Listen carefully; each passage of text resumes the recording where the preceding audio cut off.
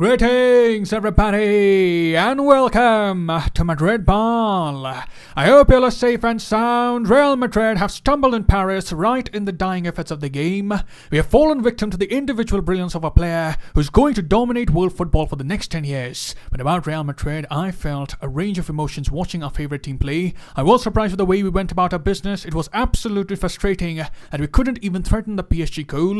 We were totally dominated and were playing like a bottom table side. But in a way, I was not that surprised as well. We have been dissecting the team's performance over the past few months. We have been saying that we are doing a number of things wrong, and yesterday had Courtois not been the hero, we could have been in even greater trouble.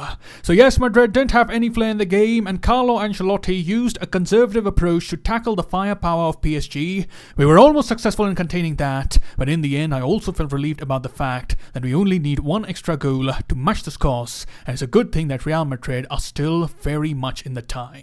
So in this video we would be doing the post-match analysis of PSG versus Real Madrid. We'll talk about how the game unfolded, and without further ado, let's get started. And having a look at the lineup, there was Courtois in goal. In the back four we had Alaba, Militao, Mendy and Dani Carvajal. In the midfield we had Kroos, Casemiro and Modric, and in attack we had Benzema, Vinicius and Asensio. And we'll skip the shout-out section today, but shedding some thoughts on the starting 11.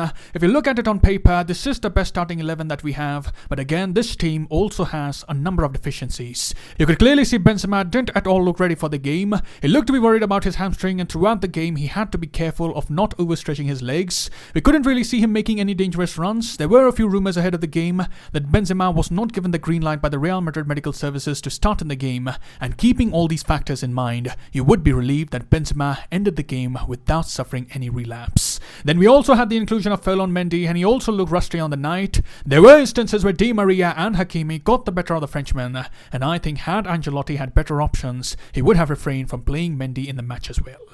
But talking about the first half in general, it was all about the domination of PSG over Real Madrid. They were better in every aspect. They were pressing Real Madrid very well. They pushed Madrid on the back foot, and they were winning every single duel. Kroos and Modric had a very poor game. They couldn't stitch a few passes together, and every time Madrid looked to hit on the counter, there was already a PSG man ready to make an interception.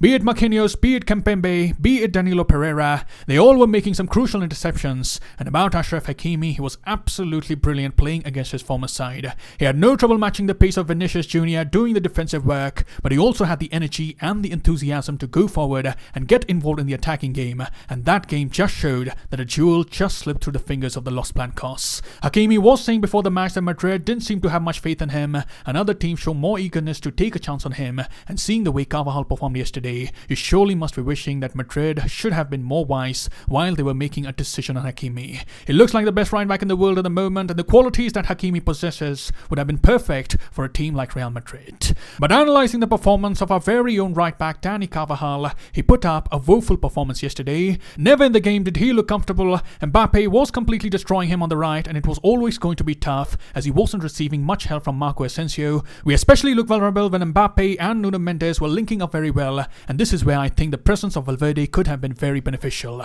Mbappe and Mendes were too hot to handle, and had Valverde been there, his defensive contribution would have surely been more than Asensio, and probably Carvajal and Valverde working together could have diffused a few more attacks. So Real Madrid looked underwhelming at times. There wasn't any vigor in the game, and tactically Ancelotti used a low block. They were set up in the 4-5-1 defensive formation. There wasn't much attempt from Real Madrid to take the game to PSG, and you have to wonder how the change in the away goal rule must have affected Ancelotti's approach in the game. With the away goal rule intact, teams used to understand its importance. They used to be more aggressive in their approach, but now that it has been abolished, Ancelotti may have thought, alright, we don't have Benzema in full fitness. We are playing away from home where an open game might be extremely risky, as PSG have some lethal players up front. So let's just keep PSG from scoring goals, and let's take the game back to the Bernabeu. It would then be treated like a one-off game, and with the backing of the home crowd, in the comfort of our very own pitch, and with a fit and firing Benzema, we can attempt to take the game to PSG. So Ancelotti's side looked to have that mentality. There wasn't any urgency to upset the home team. They could not build up from the back, and when Courtois was hitting the ball long, there were very few players in the opposition half to win the ball and hit PSG on the counters. The attackers barely got any time on the ball, and I have to speak about the young Brazilian star Vinicius Jr. He has been an excellent player for us this season, but what I have been noticing in the past few games is that he is trying too much to make a meal of every challenge from the opposition defenders. He's He's going down easily, he's tripping over soft challenges, and is trying excessively to get the referee's attention, and I don't think there's any requirement for a player with so much talent to get involved in such tactics. He has to realize he's walking a tightrope, and you simply don't want to get that kind of reputation. The referees are going to keep an eye on that, and this in turn may also turn out to be counterproductive in the future games. Even if he would be fouled legitimately, the referee would already have in mind that Vinicius has the habit of going down to soft challenges, and then the referee could quite easily wait for the game to continue. So I hope Vinicius doesn't resort to the dark arts. Sometimes they are useful, I agree, but you don't want to be getting that kind of reputation. That is something that happened to his Brazilian teammate Neymar. He had the habit of rolling too much on the pitch, and in the end the referee had no sympathy for him, even when he was genuinely fouled. So overall, it was a tough game for Real Madrid. PSG could have got more goals, and when Neymar came on, he just added a bit extra to the attack. You could see Mbappe shifted to the right, and Messi was nicely linking up with Neymar on the left. It was also quite evident that the front three of PSG are going to have a lot of flexibility. The players would be interchanging positions. Mbappe, as we saw, scored a goal from the left, so our defenders need to be prepared for this. This just reminded me of the times of the MSN when Messi, Neymar and Suarez had a lot of liberty to switch positions during the course of the match, and in the next few games PSG would be looking to build the chemistry of the front three.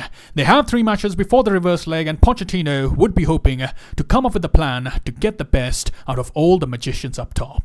So those were my thoughts on the game, and let's conclude this video by hearing the thoughts of Carlo Ancelotti. He first assessed the performance of the team. As he said, we were made to suffer, we performed very well defensively, we weren't very aggressive and failed to perform when in possession. We really struggled to overcome PSG's press in our half, and that's why we didn't create any clear-cut chances. We struggled to get out of our own half and couldn't get the ball out wide to Asensio and Vinicius, while Karim didn't have any chances to get on the ball. There's no fancy explanation for it, that's how it played out. We didn't perform as we wanted in possession.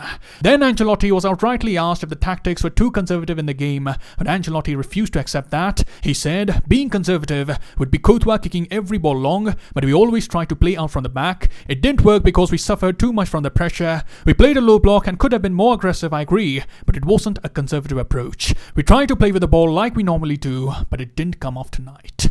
And lastly, Ancelotti was asked about the double blow that Mendy and Casemiro got in the game.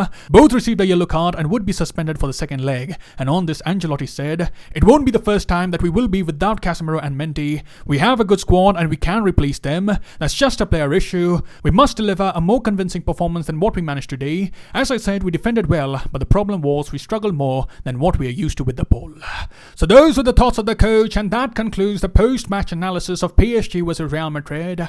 I didn't think that the game lived up to the billing and all the hype that surrounded it, but like always, do let me know what were your thoughts on the performance that Real Madrid put up in Paris. What were the things that caught your eye? Right in the comments below. I'll see you soon. Till then, take care. Glory to Madrid, and as always, Hola Madrid.